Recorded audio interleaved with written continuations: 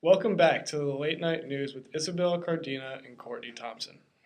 Good evening and Happy New Year, Erie, Pennsylvania. I'm Courtney Thompson.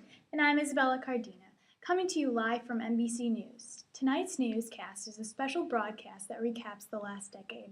It sure has been quite a decade, huh? Such a great decade, 10 years, I can't believe it. I know, it went fast.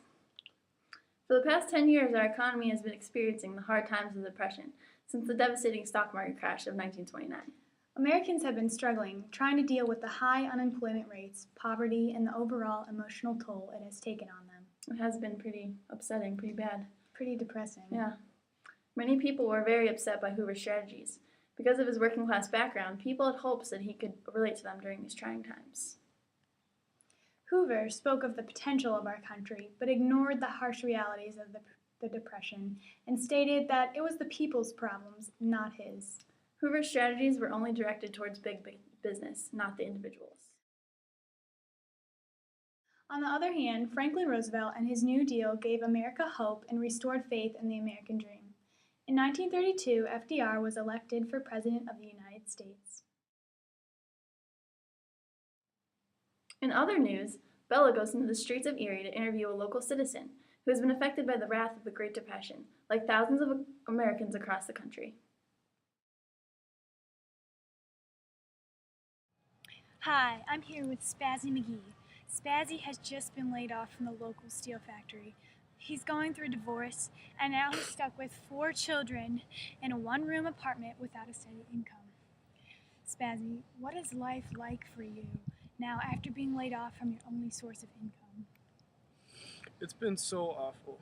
I can't feed my children or myself. I can barely pay the rent, and it won't be long before we're all out on the streets. What is your opinion on FDR's New Deal for the workers of America? FDR has instilled hope in my mind and my family's, and I firmly believe that he will bring back the American spirit and bring us out of the Depression. I believe that as well. Thank you so much for taking time out of your life to talk to NBC News. Thank you. Now back to you, Courtney. God bless you. The Prohibition Amendment has caused an increase in the rate of crime and introduced us to the gangster role. Local speakeasies have become very popular throughout the last decade, a direct effect of the Prohibition Amendment. Have you been to a speakeasy lately? I actually haven't. I had so much work to do. Yeah, me too. Although Prohibition made liquor illegal, speakeasies have been continuing to sell liquor and are telling their customers to keep it quiet.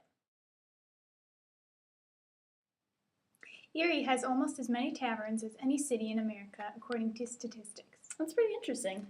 I didn't know that. Me neither. The rise of the gangsters during the last 10 years has been a dominating theme of the decade. Al Capone, aka Scarface, is from Chicago and is known for bootlegging, smuggling, and prostitution. The gangsters were criminals, but were also portrayed as folk heroes. Gangsters like Al Capone, with these colorful names, which made them seem like superheroes, created a sense of escapism for people of the decade by reading the stories in the newspapers. On the other hand, criminals have still been a threat in our economy. In 1931, Capone was arrested for tax evasion. A tragic event that took place in 1932 was the kidnapping of Charles Lindbergh's 20-month-old son, who was kidnapped from their home. That's just devastating. So sad. It's so sad to hear about. The baby was found bludgeoned to death near the home and now known as the crime of the century. FDR has proposed a second New Deal that looks to redistribute the wealth and give hope to the forgotten man.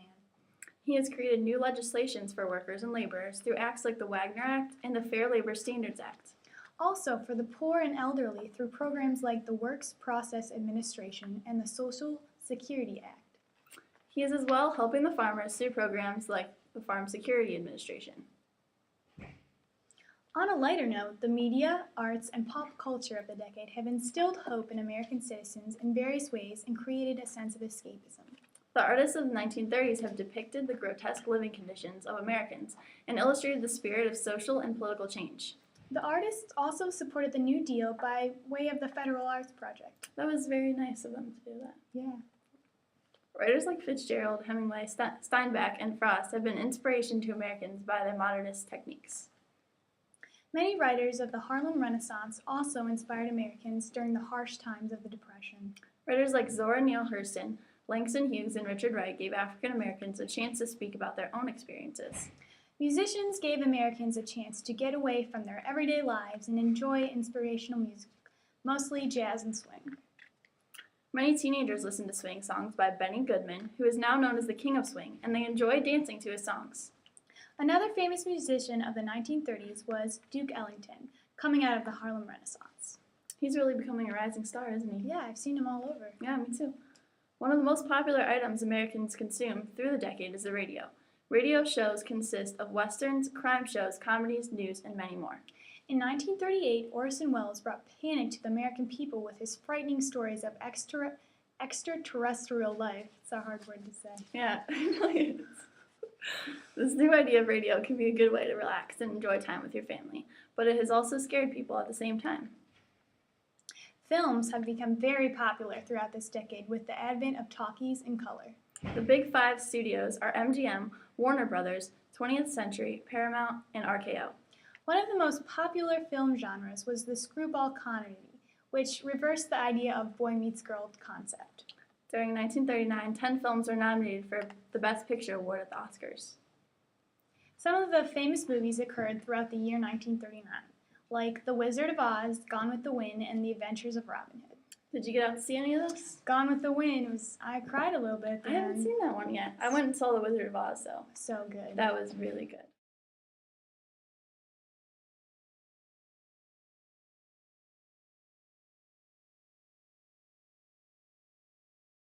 Yeah.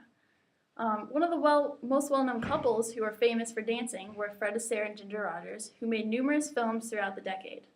Movies from the last decade were popular forms of inspirational uplift. Bella had an opportunity previously this week to speak with Fred Astaire and talk about his celebrated dancing career. Hi, Mr. Astaire. You have been known for being in many films with Ginger Rogers. What is it like acting and dancing with her? She's a very talented actress and dancer, and we work well together. But personally, I feel there are many more opportunities out there for me to expand my career. It's understandable. What else would you like to who else would you like to work with in the film industry? I would like to take a more individual route with my career and dance solo, although I can see myself dancing in the future with someone else again. Thanks so much for letting NBC News getting a chance to talk to you. It was my pleasure. Back to you, Courtney. Well, Erie, say goodbye to the 1930s as we bring in this new year, which hopefully will be a great start to a new decade. Happy New Year, everyone. Thanks for watching NBC News at 11. Dun, dun, dun, dun, dun, bum, bum. Then, so.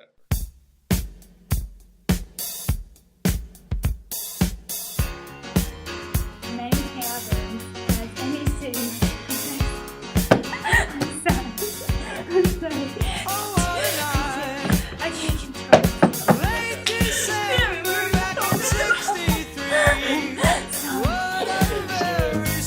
So,